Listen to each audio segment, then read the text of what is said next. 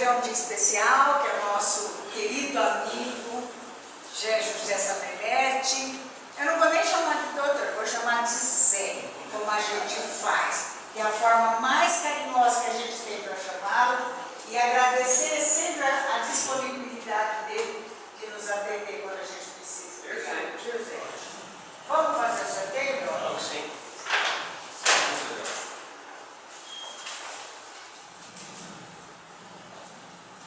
17. É você? Não, ele pediu esse número na hora que ele chegou. Ele pediu esse número. Oração forte.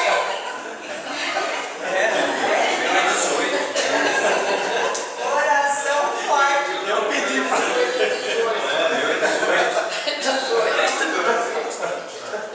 Não, meu 18. Quem é 17? Você mesmo? Eu sou 17. Então faz a hora.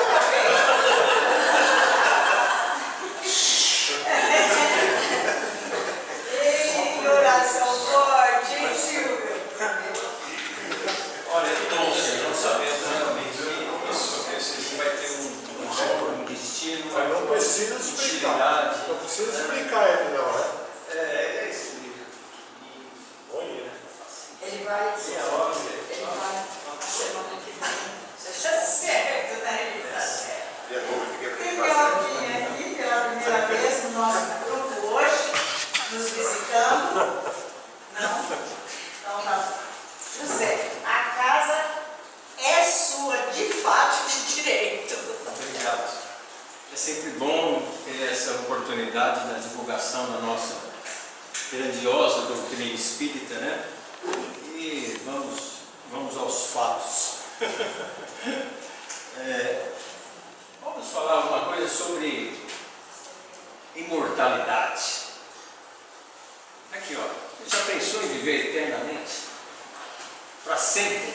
No mesmo corpo? Do mesmo jeito? Legal, né? Tá bom. Seus problemas acabaram. Temos a solução. Esse sujeito, Ian Pearson, diz que em 2050 teremos possibilidade de almejarmos a imortalidade da alma, através de sermos um robô da realidade virtual, que não nos interessa. O que nos interessa é isso aqui, a partir da engenharia genética. Engenharia genética, uso de células-tronco para revitalizar órgãos ou produzir novos órgãos no nosso organismo. A engenharia genética que poderia prevenir doenças hereditárias ou consertar doenças em curso, né? Células-tronco que poderiam substituir um rim, um pedaço do coração, um pâncreas para os diabéticos, intestino, etc., cérebro e daí por diante. Ele diz que a partir de 2050 nós poderemos ter almejar essa possibilidade. É uma coisa realmente muito bacana, né? É a nossa saúde para o resto da vida.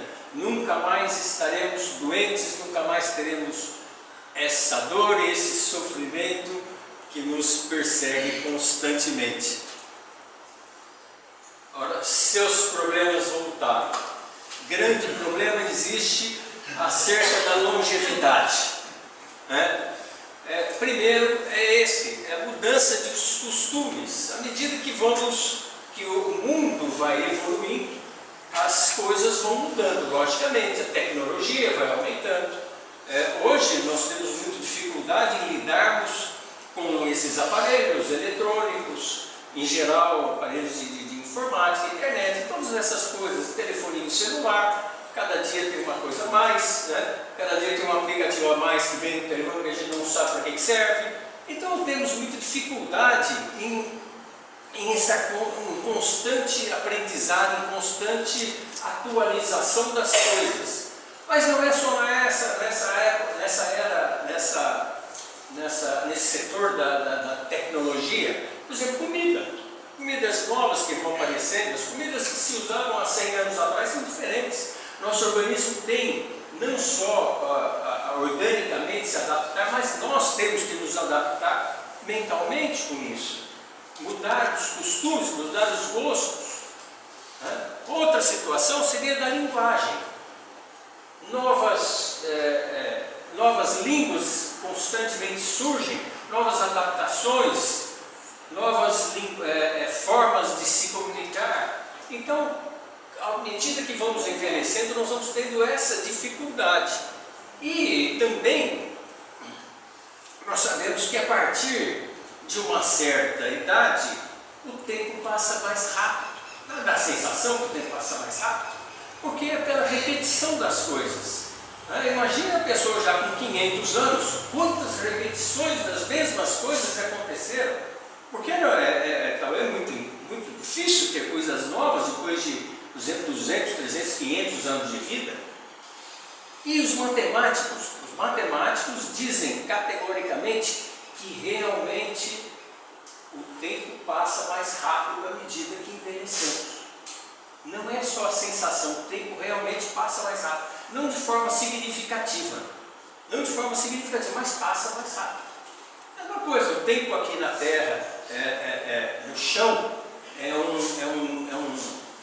uma contagem de tempo, e no espaço é uma contagem um pouco diferente, um pouco mais rápido. Existem relógios atômicos, relógio quântico, acho que é isso mesmo, que mostra realmente que o tempo passa mais rápido em outro lugar. Tá? Então, nossos problemas, apesar da imortalidade do corpo, não resolveram. Né?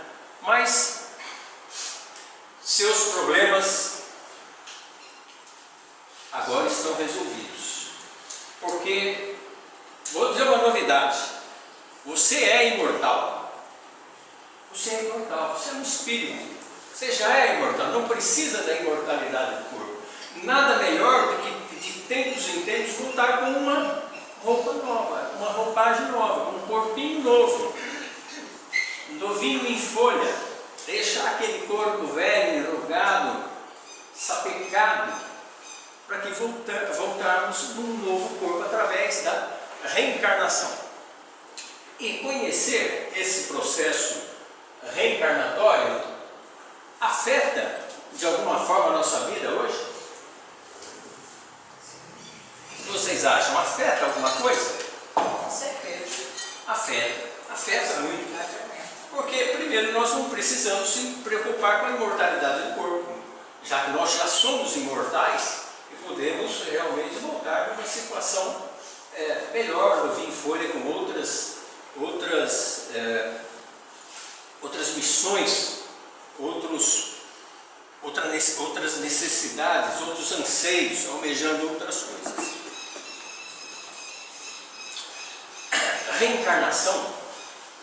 Reencarnação, então, se resume, entre outras coisas, mais ou menos nisso, né? É o retorno da personalidade em um novo corpo. Apenas o corpo é novo. A personalidade, toda a bagagem, toda a aptidão, as faculdades, toda a nossa inteligência, os conhecimentos adquiridos, não só os conhecimentos lógicos, matemáticos, mas principalmente os conhecimentos das leis de Deus, os conhecimentos de sentimento, a prática de amor, de caridade, de servir, isso permanece conosco. Toda essa bagagem permanece conosco nas outras encarnações sucessivas. À medida que vamos evoluindo, nós vamos tendo essas aquisições intelectuais, morais e espirituais, que formam a nossa personalidade. Essa personalidade permanece. E em reencarnação é um dos nossos pilares do Espiritismo, um dos pilares da doutrina de Jesus. A reencarnação, vamos sempre entender que é um processo educativo, não podemos nos esquecer disso. Deus não nos pune com a reencarnação, Ele nos dá a oportunidade, Ele nos premia. É um prêmio que recebemos para a nossa evolução. Vamos entender como é que funciona essa coisa de aquisição dos processos intelectuais, essa bagagem que nós temos. Esse sujeito aí é o Euclides. Euclides, matemático, viveu cerca, eu acho que 300 ou 500 anos antes de Cristo, na Grécia Antiga.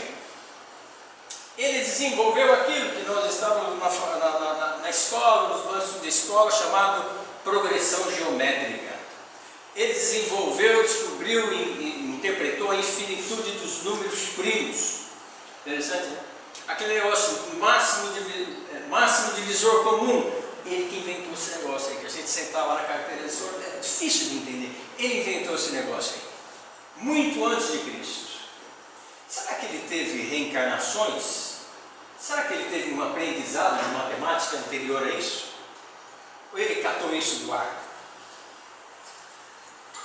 Esse outro sujeito, Einstein, que inventou a fórmula mais conhecida do mundo. Energia é igual a massa vezes o quadrado da velocidade da luz. Que maravilha! Será que ele inventou isso de alguma forma? Ele teve orientações, ele teve algum aprendizado na física anteriormente em outras encarnações? Será que ele ganhou isso ou foi um estado? Esse daqui, o dirigível Hindenburg, o Zeppelin, Conde Zeppelin alemão, que na virada do século XIX para o século XX, ele aperfeiçoou esses chamados aerostatos, que são esses dirigíveis mais leves que o ar. Ele aperfeiçoou e conseguiu voos comerciais, com isso, de distâncias muito grandes. Fez mais de 1.500 voos nesse negócio, que era uma célula de hidrogênio. E depois que ele, foi da Primeira Guerra, Segunda Guerra, terminou isso, e em 1937 ele já não estava mais fazendo, já tinha morrido até.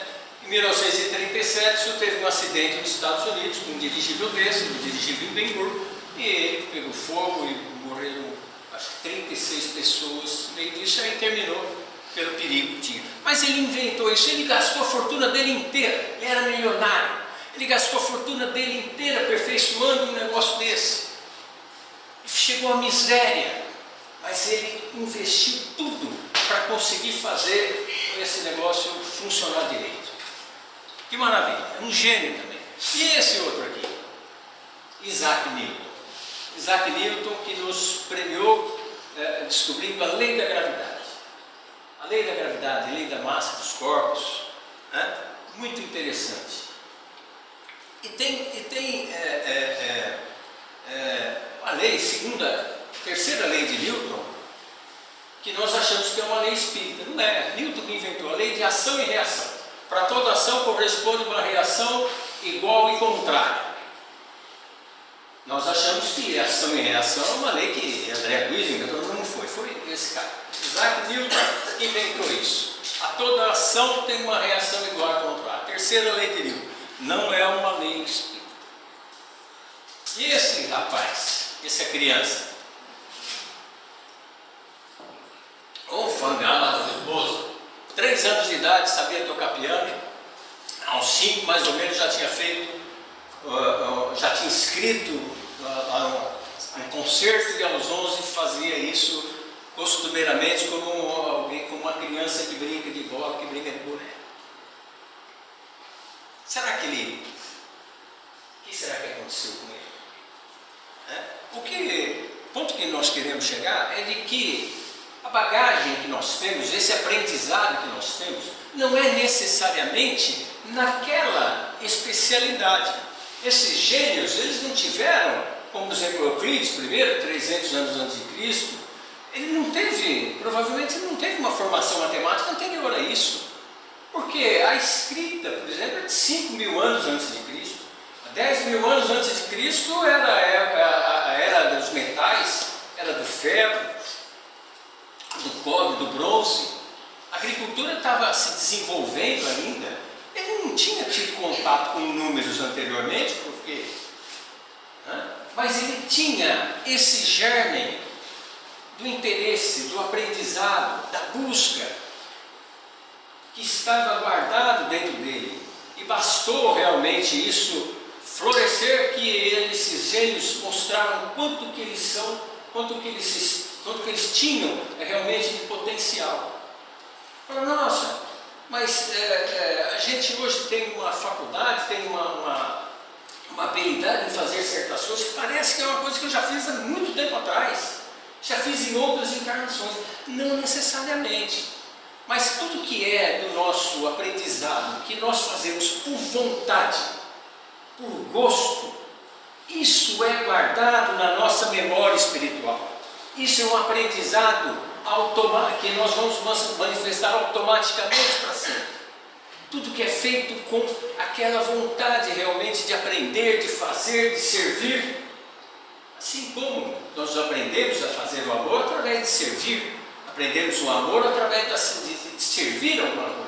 Depois que estamos servindo, nós vamos entender que aquilo lá é gostoso, é prazeroso. Isso vira amor. Não é o contrário, o amor que faz a gente servir. Não, a gente serve, mesmo não gostando, até que aprende e adquire o amor, adquire a caridade. Essa forma. Né? Então, como é que se dá a reencarnação? Evangelho segundo o Espiritismo, capítulo 5, bem-aventurados os aflitos, como desencarnados escolhestes as provas, julgando-se bastante forte para desenvolvê-las. Os espíritos construtores auxiliam os espíritos imperfeitos a escolherem as provas necessárias à sua evolução para reencarnar. As provas que nós vamos passar, que estamos passando como encarnados, são provas que com certeza nós escolhemos, de livre e espontânea vontade ou auxiliados pelos espíritos construtores, poucas vezes também impostas. Tá? Então, o que se dá? Preparação para a encarnação. Espíritos construtores junto com espíritos imperfeitos auxiliando na escolha das provas, para que sejam provas compatíveis às necessidades, para que sejam provas adequadas à sua evolução, ao seu desenvolvimento, e que sejam provas que não possam ser impossíveis de serem cumpridas, visando que toda encarnação deva ser uma encarnação completista, ou seja, que nós cumpramos todas as nossas necessidades, as nossas promessas feitas na erraticidade ou no período de intermissão. Como é que se dá? Então vamos entender. Primeiramente, estudo da situação kármica, ou seja, o que é que o espírito vai precisar para a próxima encarnação? Quais são as necessidades básicas? O que é que está muito imperfeito, atrapalhando muito? O que é que ele se dispõe a fazer? Então existe um estudo do mapa cromossômico dos futuros pais, para que ele possa reencarnar num ambiente propício, para que ele possa desenvolver e cumprir todas essas premissas idealizadas no mundo da erraticidade, no mundo espiritual. Então, esses novos pais, essa nova habitat onde ele estará, deve ter as condições ambientais de frio, de calor, de chuva, de frio, de secura, de localização geográfica, de harmonia no lar ou desarmonia, de caracteres físicos, raciais, sexuais, culturais daqueles pais envolvidos, para que ele possa realmente desenvolver as suas habilidades, as suas faculdades, toda a sua encarnação próxima. Tá? Então, primeira coisa, é um quebra-cabeça, estudo da situação kármica através do conectando com o mapa cromossômico dos pais. Tá? Segunda parte, mentalização da futura forma fetal. Ou seja, através da nossa vontade. O espírito tem três características, três aptidões básicas, que é inteligência, vontade e pensamento. A nossa vontade é uma coisa muito importante, é uma coisa muito forte. E quando a nossa vontade, nós estamos, esse espírito que vai reencarnar, ele vai mentalizar tudo o que vai acontecer. A situação fetal, já para que facilite essa próxima fase, que é a redução do perispírito. Nós sabemos que o espírito, todo ele, seja encarnado ou desencarnado, tem um perispírito, que vamos dizer, é uma carapaça fluídica, e que nós, semimaterial, que pela sua plasticidade ela pode aumentar ou diminuir. Então, através da vontade, da mentalização, nós podemos diminuir esse perispírito para que ele possa realmente ficar do tamanhozinho de uma célula, que vai ser o ovo, o zigoto. Então ele vai se adequando, vai se diminuindo. Logicamente que ele não faz sozinho, porque nós não temos tanta capacidade de fazer assim, mas estamos auxiliados pelos espíritos construtores, que já estavam nos auxiliando na preparação da reencarnação, da nossa adequação kármica. Jesus Cristo esteve entre nós e reduziu o perispírito. Dizem que ele demorou, eu não lembro a cifra certa, mas foram muitos e muitos e muitos anos para que ele pudesse regredir, reduzir, miniaturizar o seu perispírito para poder reencarnar entre José e Maria. Então o perispírito dele, que é, a gente não consegue dimensionar isso, né? Qualquer dimensão que eu pudesse falar, eu vou falar errado. Ele se diminuiu pequenininho. E a partir dessa redução do perispírito existe a conexão com a mãe, os perispíritos dessa mãe que vai gerar essa gravidez. Ele se diminui, já fica em contato com ela para que haja essa união. Em Missionários da Luz, e mais tarde, a doutora Marlene Nobre, médica, que foi presidente da Associação Médica Espírita do Estado de São Paulo, do Brasil talvez, não sei, confirmam, nos dizem essa situação. Perispírito do reencarnante atua sobre o óvulo. Então estava o óvulo e o espermatozoide. Milhões de espermatozoides tentando alcançar aquele óvulo. Até muito tempo atrás, achava-se que era aleatório. Mas não existe sorte, não existe aleatoriedade no universo. As leis de Deus não prescrevem aleatoriedade, tudo tem um motivo. Nós que provavelmente não sabemos o motivo de tudo, mas tudo tem um motivo. Então, entre milhões de espermatozoides, existe apenas um que fecunda o óvulo, que fertiliza o óvulo. E a palavra certa é essa, fertilização mesmo. Assim como uma semente é plantada, nós estamos fertilizando, vamos fertilizar aquela terra. Dessa mesma maneira. Então existe o óvulo, existe o espermatozoide, e André Luiz e Marlene Nobre diz que o perispírito do reencarnante atua sobre o óvulo, dirigindo na seleção do espermatozoide necessário para essa reencarnação desse espírito, já que ele foi preparado. Foi essa preparação na erraticidade, ou no período de intermissão, para escolher o espermatozoide mais útil à sua programação reencarnatória.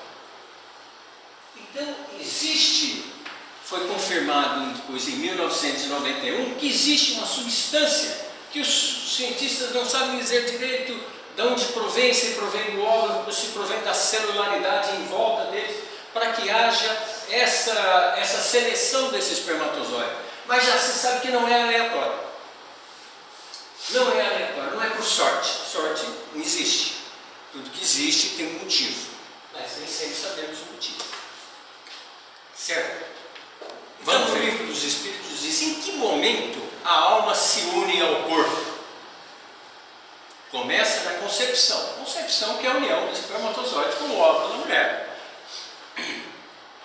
A união começa na concepção mas só se completa no nascimento. A união. Questão 344. Como é que acontece? Vamos ver o que a ciência nos diz a respeito disso, como é que funciona. Então, a cada 4 semanas a mulher produz um óvulo que se rompe do ovário, que cai na cavidade uterina, as trompas através das fibras buscam esse óvulo está na trompa, e pelas alterações hormonais, quando existe um espermatozoide, vai ser fecundado. Quando não existe espermatozoide, não existe nada. Quando não existe essa fertilização desse óvulo, a cada 4 semanas o endométrio da mulher descama todo e acontece a menstruação. Quando existe um ovo, ou zigoto, que é a fertilização do óvulo pelo espermatozoide, esse endométrio da mulher se prepara. Existe alteração hormonal e que vai se preparar para que esse ovo realmente vire um embrião. Tá? O espermatozoide do homem tem 23 cromossomos e da mulher tem outros 23 que se juntam e vão fazer um óvulo fecundado. O óvulo fecundado é chamado ovo ou zigoto. A partir desse óvulo fecundado, ele passa a se dividir. De uma célula pequenininha viram 2, de 2 viram 4, de 4 viram 8, de 8 viram 16, 32 e assim por diante, formando o que se chama de mórula. É igual uma amorinha pequenininha realmente. Essa mórula ela vai se aumentando cada vez mais até acontecer que já sai da trompa uterina, entre 8 a 10 dias ela se implanta no endométrio do útero da mulher e cava realmente um buraco num processo que chama de nidação. Nidação que é realmente fazer um ninho. Esse ovo, já com algumas células, cava e se implanta na cavidade uterina. Já é um embrião.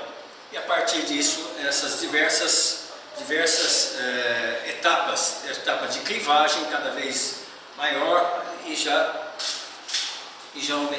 aumentando de tamanho. Ovo zigoto inicia em idades. Até a 8ª semana, esse chamado embrião, ele dentro do útero da mulher já está com praticamente todos os seus órgãos formados. A partir da 9ª até 38ª semana, completando os 9 meses de gravidez, já é um feto, que é aperfeiçoamento de todos os sistemas cardiovascular, neurológico e todos os outros sistemas se aperfeiçoando para que chegue até a 38ª semana numa boa.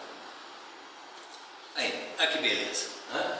Essa é uma fotografia intraútero, em 4ª dimensão, ecografia, que é o ultrassom, em 4ª dimensão desse feto. Não sei que idade fetal que está, mas não é igual uma fotografia própria de nós, já nascidos. Vamos lá?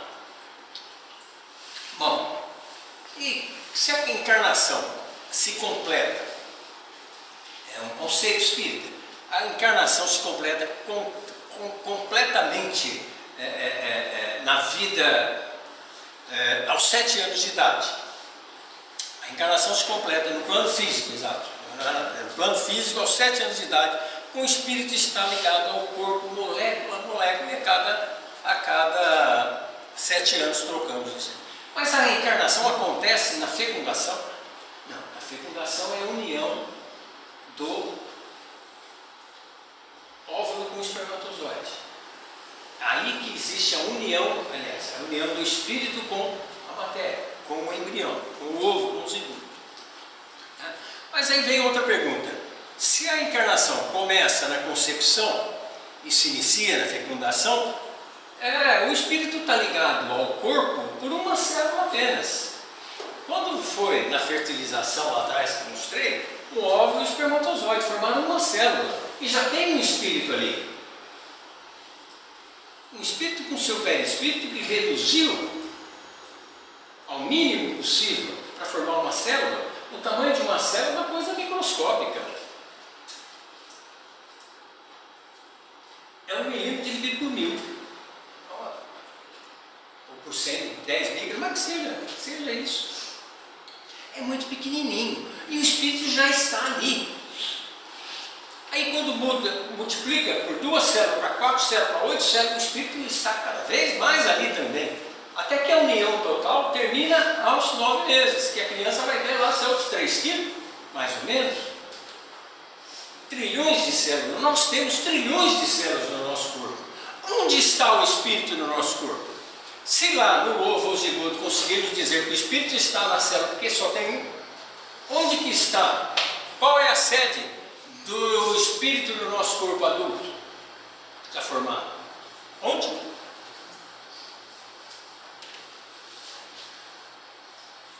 O Espírito não tem um lugar. O Espírito está no corpo todo. Em todos os lugares está, se manifesta através da sua inteligência, através das cumprindo as necessidades, suprindo as necessidades do corpo físico. Então é mais ou menos um círculo vicioso. À medida que aumenta o tamanho do corpo, aumenta a presença do Espírito, aumenta a união dele. Esse desenho chama-se desenhando-se. É um círculo virtuoso. Desenhando-se, uma mão desenha a outra. E quanto mais ele desenha a outra, mais ela é desenhada. Quanto mais espírito tem, mais corpo tem. Quanto mais corpo tem, mais espírito tem. É um círculo virtuoso. E essa é a versão século XXI, né? Através da eletrônica. Desenhando, consertando-se, fazendo-se, aparelhando-se. Né? Hoje é para o Wi-Fi, já não é mais assim. Já vai. A foto já está antiga também, está em preto e branco. Né? Certo? Vamos em frente? Se a encarnação se inicia na concepção, ela tem um marco em torno lá dos 3, 4 anos de idade e se encerra, termina aos 7 anos de idade. Há quem diga que é mais tarde, 12, 13, 14 anos. E qual que é o efeito prático, então, da encarnação na nossa vida? Para que serve isso, então, a gente conhecer?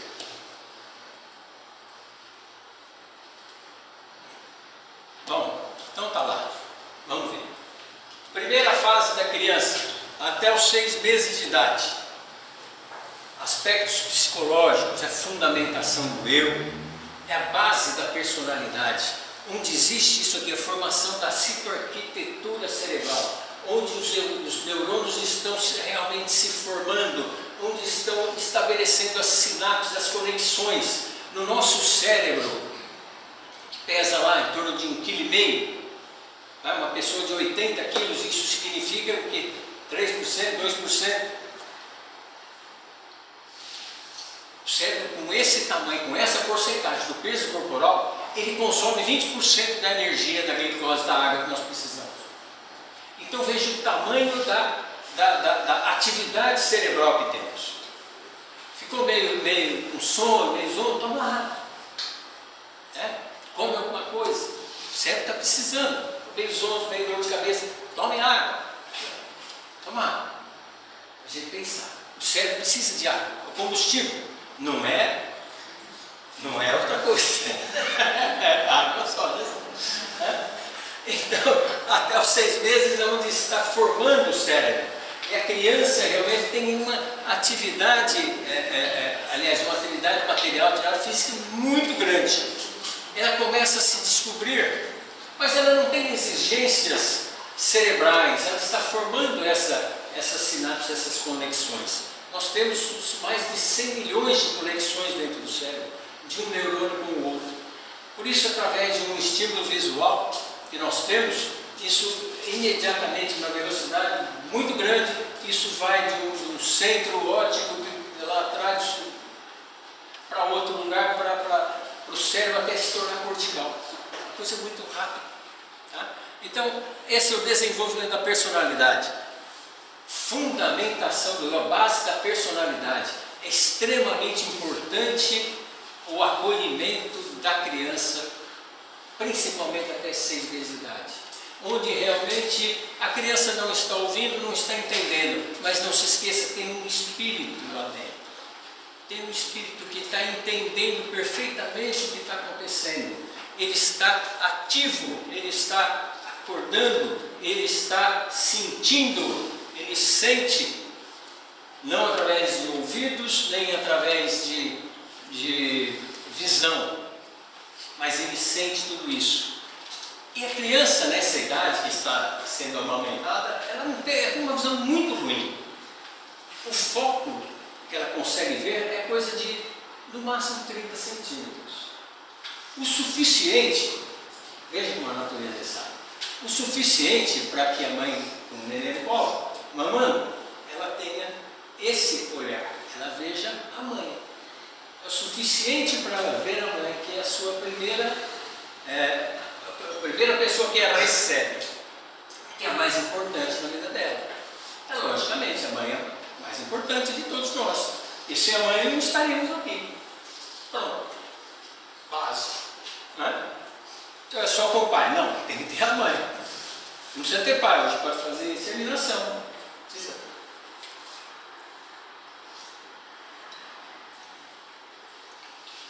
Segunda fase, lá pelos 3, 4 anos de idade. A descoberta do outro é uma fase de hiperatividade, muitas exigências cerebrais.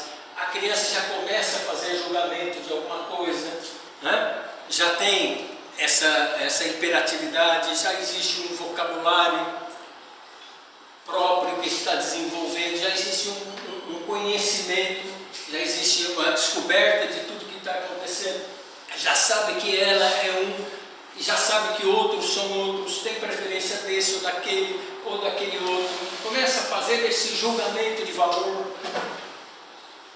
E é interessante o seguinte, essa criança do 0 a 6 meses de idade, que não tem ainda o cérebro físico formado, essa criança quando desencarna, ela vai para o plano espiritual de que maneira? Ela volta no plano espiritual como adulto, porque ela ainda não se identificou, ela não entendeu ainda, esse espírito não entendeu ainda que ele cresceu, que ele é um adulto. Aliás, que é uma criança, ainda não tem essa formação. Então desencarna como adulto. A criança agora que está 3, 4 anos de idade, que tem o cérebro já formado, já entende que ela é uma criança. Já entende que ela é criança, que existem outras pessoas. Quando desencarna, volta como criança.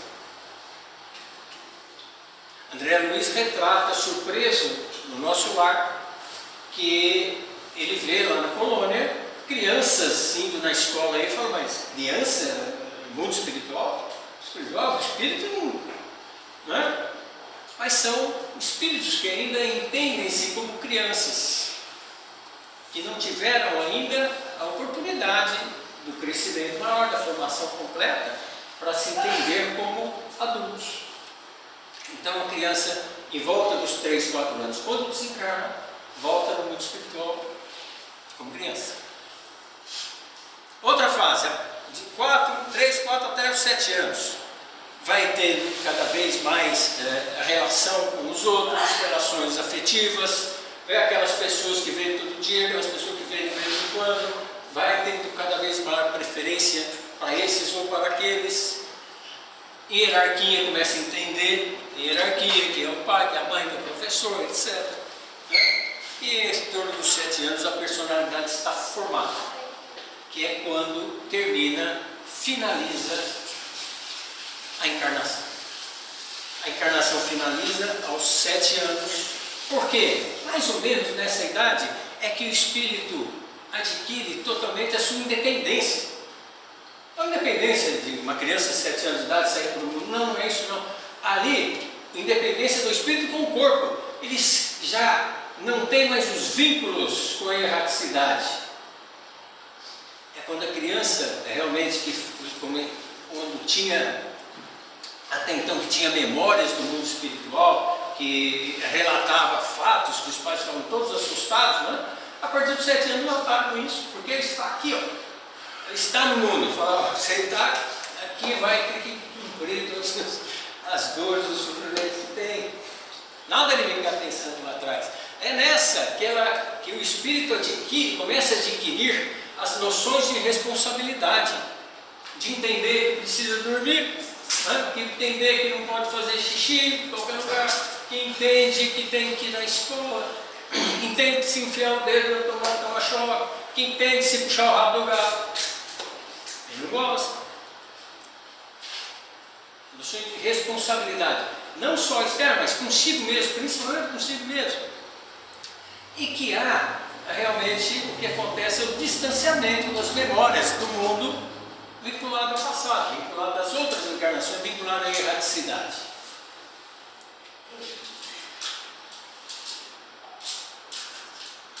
Essa é a finalização do processo encarnatório. Todas essas fases infantis que eu relatei são muito importantes na formação intelectual da criança, porque isso vai se refletir no futuro.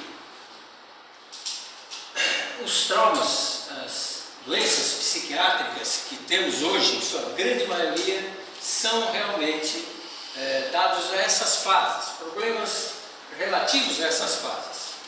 Nas primeiras fases, onde o cérebro está se conectando, são os problemas mais graves, porque falta de conexão, falta de fiozinho que liga ali, fala, o sujeito está com um fio solto. É verdade, é exatamente isso. Nas fases mais altas da infância, na alta infância, são problemas de conectividade já química, de entendimento da personalidade, da formação realmente da personalidade. Mas a gente podia entender isso de um modo mais prático, não é? Porque nós temos a memória concreta, nós temos a memória espiritual, a memória espiritual.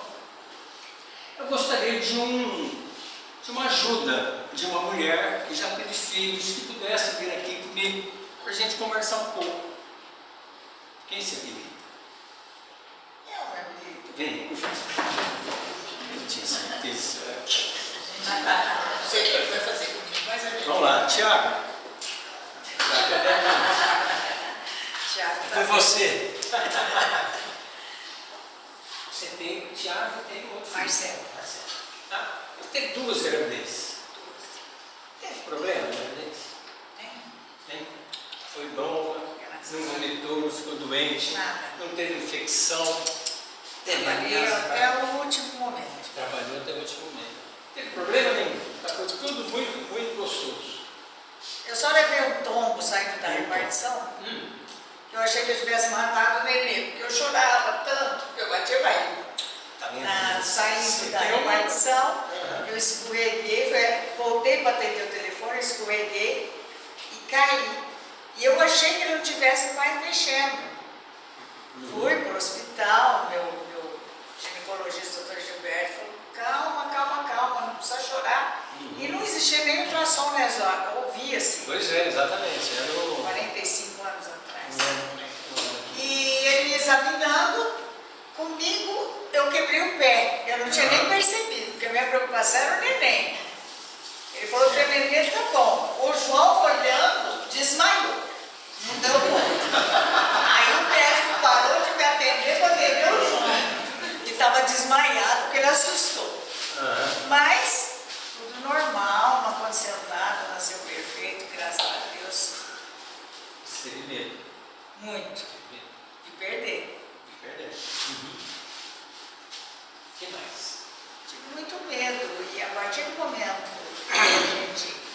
que a gente está gerando, a gente, primeiro que é um amor infinito.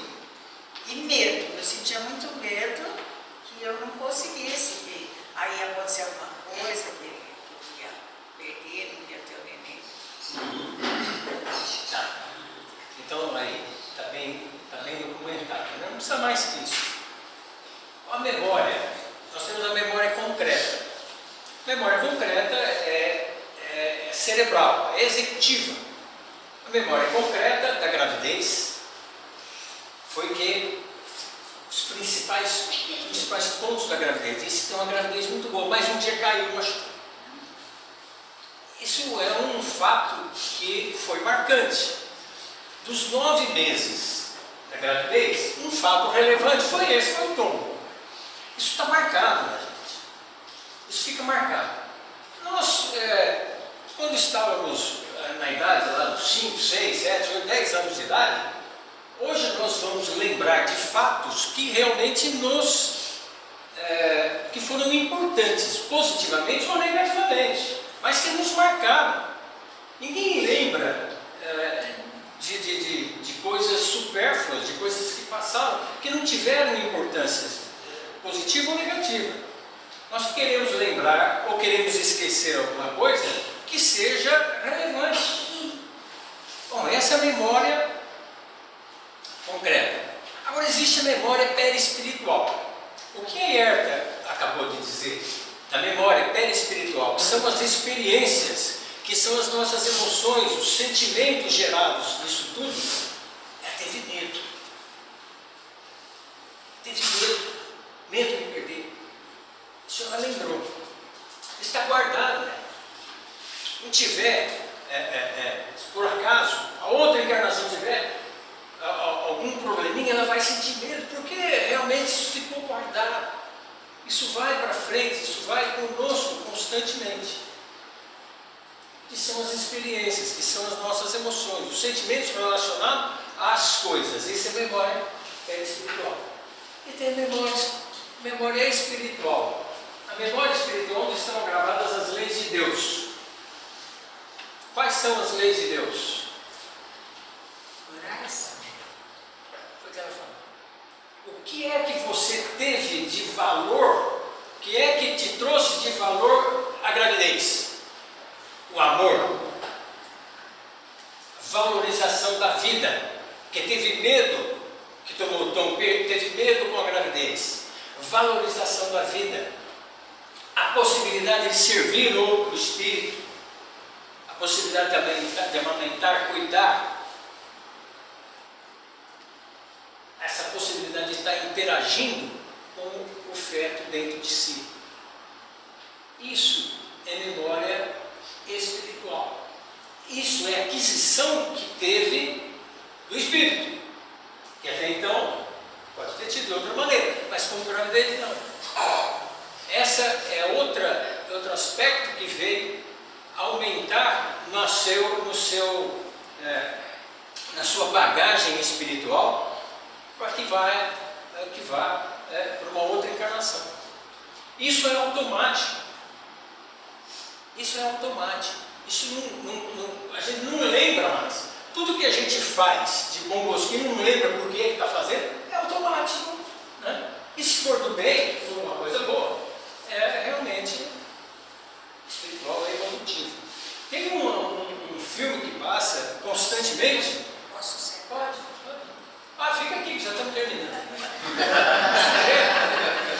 É um corredor.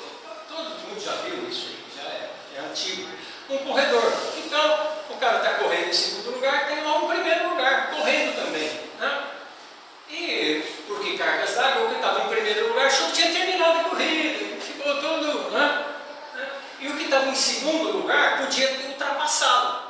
Mas ele não ultrapassa, ele falou: não terminou ainda. Você que está em primeiro, não terminou ainda, continua. Ele fez: porra, meu, continua.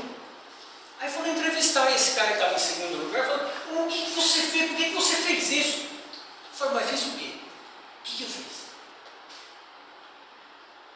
Esse ato de elevação espiritual está dentro dele.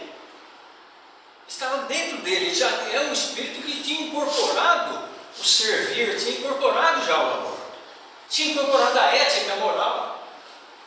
Falou: não, como é que, deve ter pensado, como é que eu vou passar na frente dele, sendo que ele bobeou, ele está 10 metros na minha frente, ele que ganhou. Aí 20 minutos ele está na minha frente. Uma coisa ética, uma coisa moral. Isso é aquisição espiritual, isso é evolutivo.